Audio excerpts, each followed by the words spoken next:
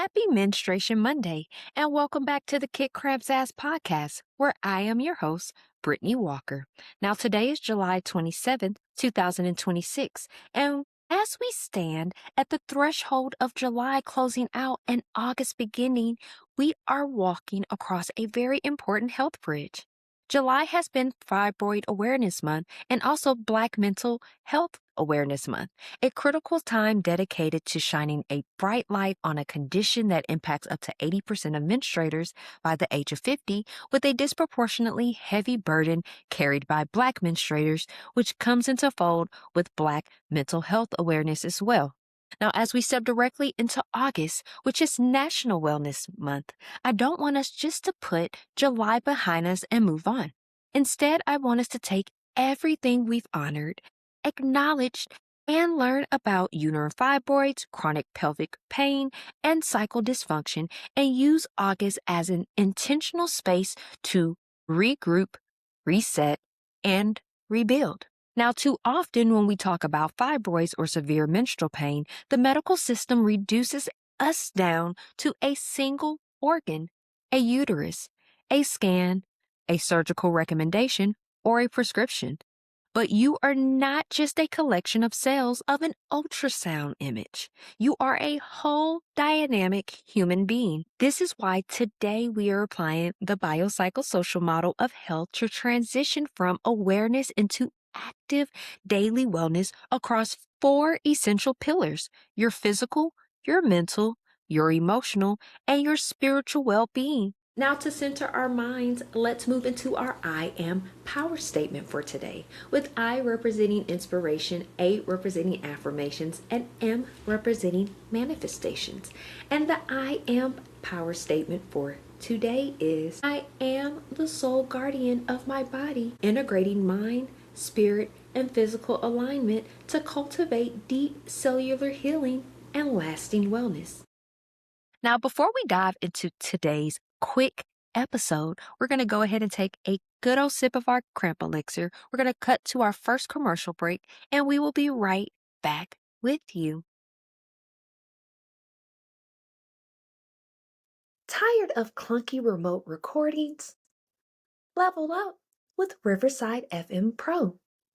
Get studio quality audio and video, effortless editing with powerful AI tools, and seamless live streaming and collaboration.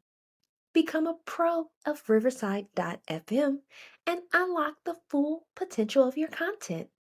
Sign up today and make your voice heard. Visit the link in the description of this episode to discover more. Now, back to the show. Welcome back from that commercial break. We hope that you enjoyed it. Now let's break down what the biopsychosocial model actually means for your cycle and your pelvic bowl.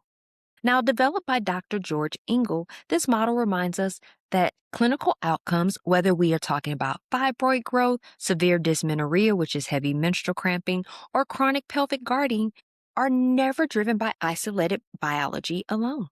They are shaped by an intricate interplay of three distinct forces.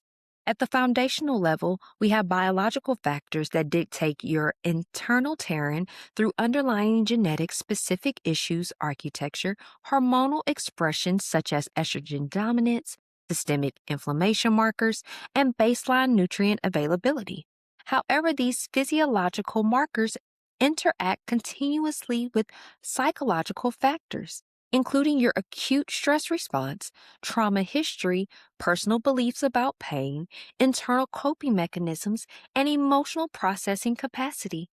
Now, surrounding these individual dynamics are broader socio-environmental influences, ranging from your immediate physical environment and access to social support systems to systemic healthcare disparities, cultural stigmas surrounding menstruation, and chronic daily workspace stressors, or all of which collectively shape your overall health outcomes.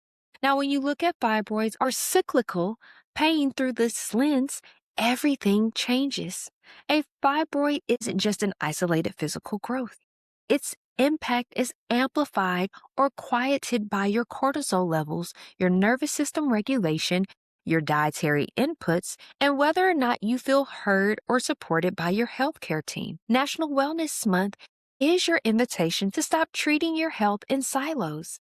It is time to regroup and build a lifestyle infrastructure that nourishes every single layer of this model. Now, take a moment and let all of this information set in. We're going to cut to our next commercial break, and we will be right back with you.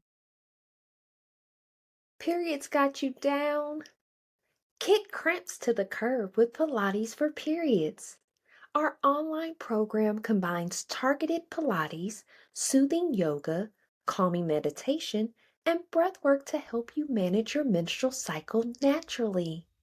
Feel stronger, calmer, and more in control. Reclaim your comfort. Visit Pilates for Periods YouTube page linked in the description of this episode and start your journey to a more manageable cycle today. Now, back to the show. Welcome back from that commercial break. We hope that you enjoyed it. Now, operationalizing this integrated model throughout August begins with grounding down into your physical wellness, which serves as your biological anchor. This starts with auditing your internal terrain by prioritizing liver clearance and gut health to facilitate effective estrogen detoxification, as an unmetabolized systemic estrogen directly fuels fibroid growth and excessive uterine lining proliferation. Alongside nutritional support, reevaluating how you move your body is essential. If you are navigating heavy menstrual bleeding or pelvic pressure, trade high-impact explosive cardio for restorative somatic practices such as gentle yoga, well-supported poses, and targeted diaphragmatic breathing to ease the tension and restore optimal microvascular blood flow throughout the pelvic bowl. Next, we establish mental wellness to cultivate clarity and protect your bandwidth. Living with chronic pain or cyclical discomfort often induces deep mental fatigue and nervous system hypervigilance, making intentional boundary setting a vital therapeutic tool. Practice saying an uncompromising no to non-essential commitments during your late luteal phase when your capacity naturally dips. Paired with this boundary work is deepening your health literacy. Thoroughly educating yourself on available care pathways, whether holistic strategies, medical management, or surgical interventions, dismantles fear, lowers anxiety, and restores your ultimate sense of personal agency. Building upon that mental foundation, emotional wellness opens space for social and relational release. The body frequently holds unexpressed grief, chronic stress, and systemic trauma directly with the pelvic basin through unconscious muscle gripping, known as pelvic guarding. Releasing this pattern requires breaking out of isolation and cultivating authentic community. Whether you connect with supportive peer circles, share openly with trusted loved ones, or partner with a somatic therapist, externalizing the emotional toll of navigating chronic cycle symptoms is a crucial step in unloading the weight you carry alone. Finally, we anchor our practice in our spiritual wellness, aligning with purpose and honoring the mind and body connection. In the realm of menstrual health, spiritual alignment means actively reconnecting with your body's intrinsic cyclical nature rather than demanding a flat, linear level of output every day of the month. Cultivate sovereignty each day after you wake up through simple grounding rituals. Take 5 minutes to rest your hands over your lower abdomen. Breathe deeply into your pelvic space and speak life and gratitude into your physical form, shifting your relationship with your body from a place of conflict to one of deep partnership. Now, as we let this set of valuable information sit in, we're going to cut to our final commercial break, and we will be right back with you. Fly. Do you want? Yeah. Fly. Wanna fly. Do you wanna fly? Wanna fly. Let go of all the things that hold you down. Now, back to the show. Welcome back from that commercial break. We hope that you enjoyed it. Now, family, as we step into August for National Wellness Month, let's pull all of these threads together. Remember this fundamental truth: knowledge is power, and educating yourself will always be your absolute best resource. Now, healing doesn't mean you have to overhaul your entire existence overnight, nor does it mean forcing your body into a rigid box. True wellness is an ongoing responsive dialogue with your biology, your mind, your emotions, and your environment. So, as you navigate this transition from July into August, give yourself permission to step back and take a real inventory. Look at where you might be running on fumes during your late luteal phase. Notice where you might be holding physical tension in your jaw or in your pelvic floor when stress ramps up at work. Pay attention to how you speak to your body when symptoms flare. You don't need a complicated 20-step routine to start making a profound impact. Pick just one small intentional shift across these 4 pillars to focus on this week.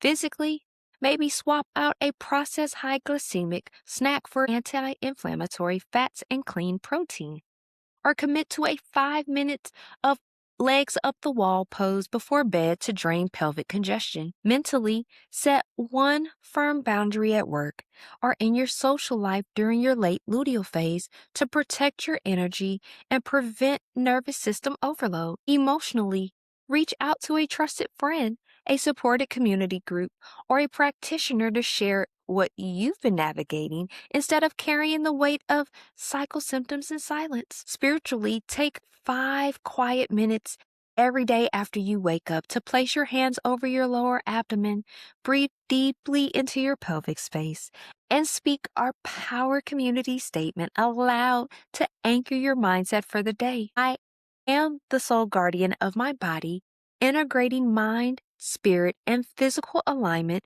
to cultivate deep cellular healing and lasting wellness. By taking these small, deliberate steps, you shift your relationship with your body from a state of constant conflict to one of deep supportive partnership.